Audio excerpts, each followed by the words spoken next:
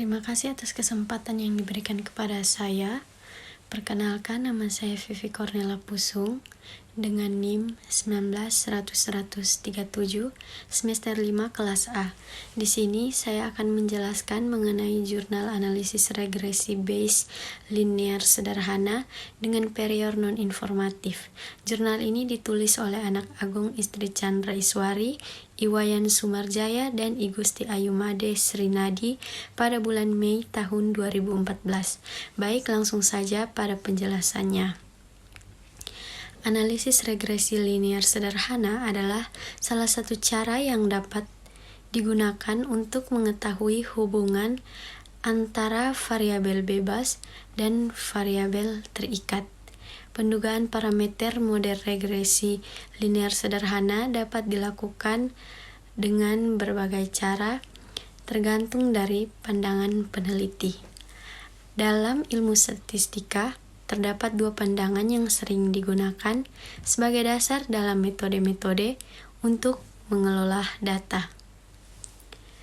Pandangan pertama merupakan pandangan yang umumnya atau sering digunakan oleh peneliti, yakni metode yang digunakan untuk mengelola data adalah metode-metode regresi klasik seperti metode kuadrat terkecil atau least square estimation dan metode kemungkinan maksimum. Kemudian di sini ada pandangan yang kedua, merupakan pandangan yang berbeda dengan para peneliti. Pandangan ini menggunakan pengetahuan dari para peneliti yang bersifat subjektif sebagai period yang kemudian diolah bersama data untuk memperoleh parameter regresi yang diinginkan. Pandangan kedua ini disebut pandangan Bayes. Dalam pandangan Bayes, seseorang dapat memberikan kepercayaan awal atau prior belief terhadap suatu parameter karena adanya asumsi bahwa parameter merupakan suatu variabel acak.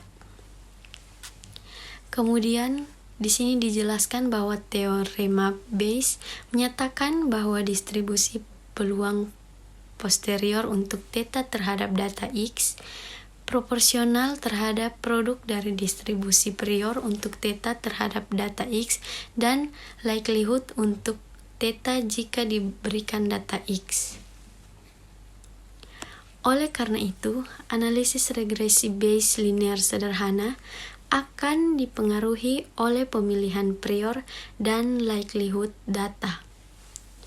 Tujuan dari penelitian ini adalah untuk menerapkan regresi linear sederhana Bayesian menggunakan prior non-informatif.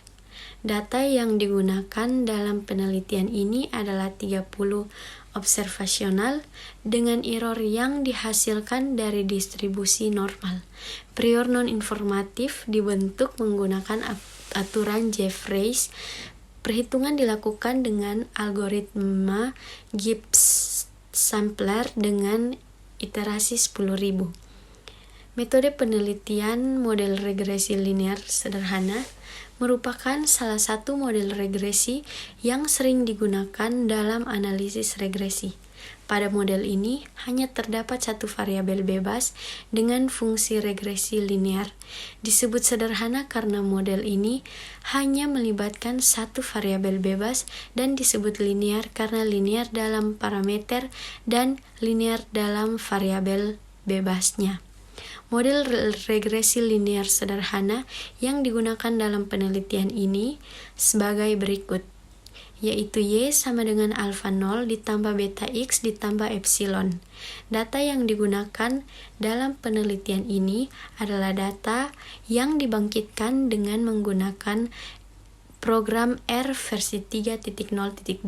Data yang dibangkitkan adalah data dengan galat yang berdistribusi normal dengan min 0 dan varian 1. Variabel bebas yang dibangkitkan merupakan bilangan bulat positif dengan nilai 1, 2, sampai 30. Variabel terkait ditentukan oleh hubungan linear antara variabel bebas dan variabel terikat.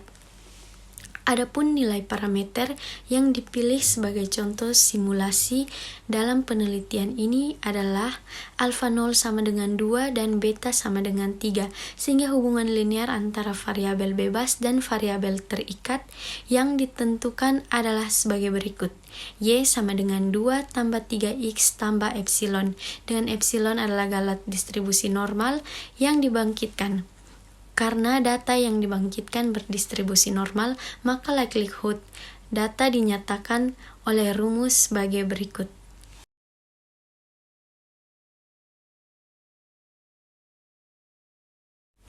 Penelitian ini menggunakan prior non-informatif yang tidak memberikan pengaruh terhadap distribusi posterior karena tidak tersedianya informasi awal mengenai parameter. Prior non-informatif yang digunakan dapat dibentuk dengan menggunakan aturan Jeffreys. Berdasarkan aturan Jeffreys dari likelihood pada persamaan pertama, dibentuk prior non-informatif sebagai berikut.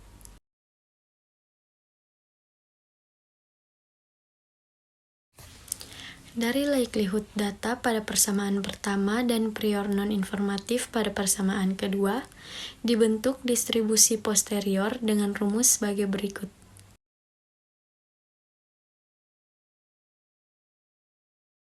Kita akan masuk pada hasil penelitian. Adapun data yang dibangkitkan untuk penelitian ini merupakan data dengan galat berdistribusi normal dengan min 0 dan varian 1. Plot A pada gambar 1 menunjukkan plot variabel bebas X dan variabel terikat Y, dan plot B menunjukkan plot variabel terikat Y dengan galat. Plot antara variabel bebas X dan variabel terikat Y menunjukkan bahwa data yang dibangkitkan memiliki hubungan yang linear antara variabel terikat dan variabel bebasnya. Sedangkan plot antara variabel terikat Y dengan galat menunjukkan bahwa galat yang dibangkitkan memiliki varians konstan. Dari variabel bebas X, galat berdistribusi normal, dan variabel terikat Y yang dibangkitkan ditunjukkan oleh tabel 1. Data yang telah dibangkitkan memiliki distribusi normal, sehingga likelihood data amatan merupakan likelihood distribusi normal seperti yang ditunjukkan oleh persamaan 1. Dari data yang dibangkitkan, dilakukan analisis dengan menggunakan metode regresi Bayes linear sederhana. Pendugaan parameter dilakukan dengan menggunakan bantuan program R versi 3.0.2 dan Winbugs versi 1.4. Luaran dari program tersebut dapat ditunjukkan oleh tabel 2. Tabel 2 menunjukkan nilai dugaan untuk masing-masing parameter dengan simpangan baku dan juga kuantil-kuantilnya. Kuantil 2,5% dan 97,5% menunjukkan batas bawah dan batas atas dari selang kepercayaan Bayes untuk masing-masing parameter.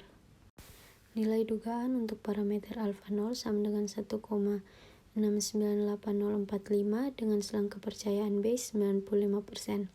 Selang kepercayaan Bayes dapat diinterpretasikan sebagai peluang nilai parameter alfa 0 berada di antara selang 0,775775 dan 2,626025 adalah sebesar 95%.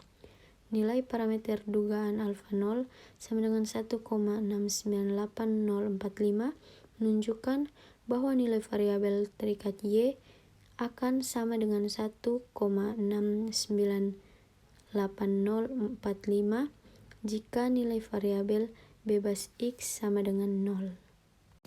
Nilai dugaan untuk parameter beta sama dengan 2,999468 menyatakan bahwa nilai variabel terikat Y akan mengalami perubahan sebesar 2,999468 jika terjadi perubahan sebesar 1 unit satuan pada variabel bebas X. Selang kepercayaan Bayes 95% menunjukkan bahwa peluang nilai parameter beta berada di antara selang 2,948 dan 3,052 adalah sebesar 95%. Nilai dugaan untuk parameter delta kuadrat sama dengan 0,697669 dengan selang kepercayaan base 95%. Dengan kata lain, nilai parameter delta kuadrat memiliki peluang sebesar 95% berada di antara selang 0,375295 dan 1,114. Masing-masing nilai parameter dugaan yang diperoleh memiliki kesesuaian dengan nilai parameter yang ditentukan.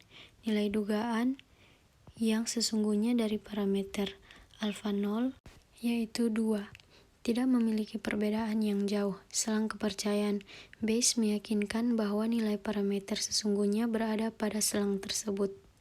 Nilai dugaan untuk parameter beta memiliki nilai yang mendekati nilai parameter sesungguhnya. Jika dibulatkan, maka nilai parameter dugaan untuk beta akan sama dengan nilai parameter beta yang sesungguhnya, yaitu 3. Nilai dugaan yang mendekati nilai parameter yang sesungguhnya ini juga ditunjukkan oleh sempitnya selang kepercayaan Bayes untuk nilai parameter dugaan beta. Nilai dugaan untuk parameter delta kuadrat juga tidak memiliki perbedaan yang jauh dengan nilai parameter yang sesungguhnya. Varians dari Galat yang dibangkitkan adalah 1 dan selang kepercayaan Bayes mencakup nilai tersebut. Sekian dari video saya, terima kasih.